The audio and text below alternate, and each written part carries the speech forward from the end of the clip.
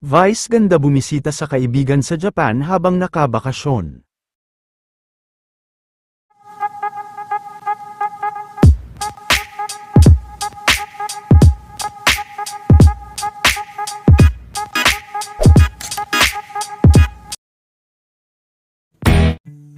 Matapos nga lang ang naging bakasyon nila Vice sa Vietnam, ay kaagad din itong umalis para magtungo sa Japan.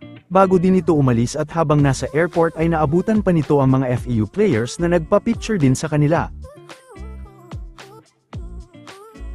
Sa pagdating naman sa Japan ay nakipagkita rin sila Vice kay Papa Panji.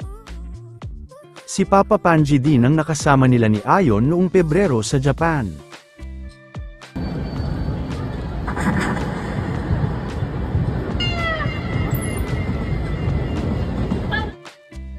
Ito pa ang mga kaganapan habang nasa Japan sila Vice. Wala gumagalaw, video to eh. Video to, ma. Video.